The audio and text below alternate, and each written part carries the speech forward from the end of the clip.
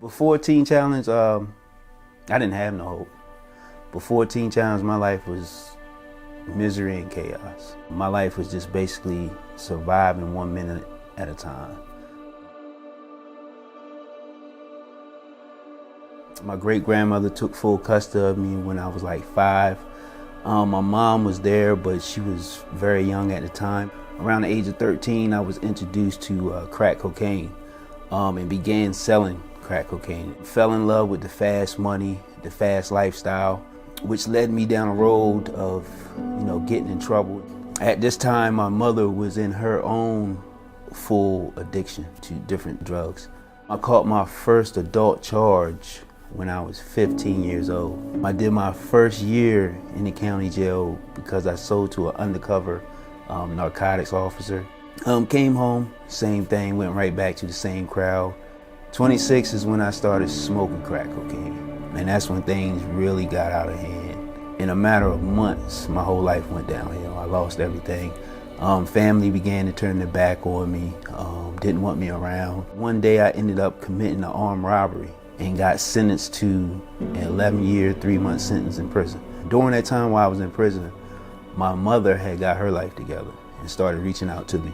And she will always tell me, God helped me pull through. And the same night that I came home from prison, I was right back in the streets smoking crack cocaine again. And my mom kept reaching out to me. It's like, you need to get some help. She mentioned something about Teen Challenge. So she was like, you need to come to Florida, and go to this program. And I was like, nah, I'm not gonna do that. And then I ended up catching 2 charges. I caught an assault charge and a possession charge, and bailed out of jail.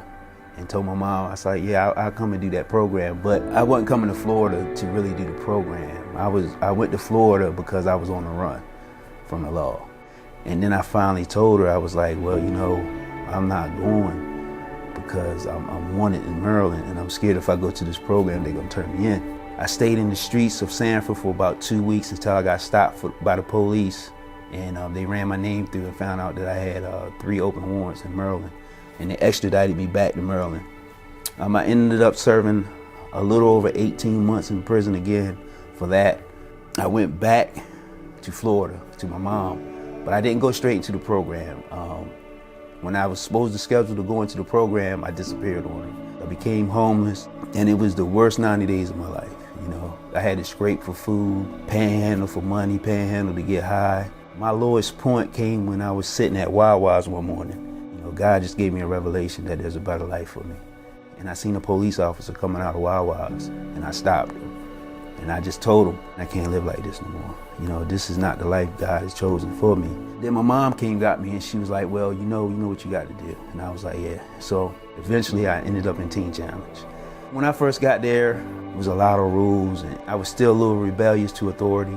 It took me a while. About my 6th month into the program, I went to a church service that really opened my eyes to what the Lord could do.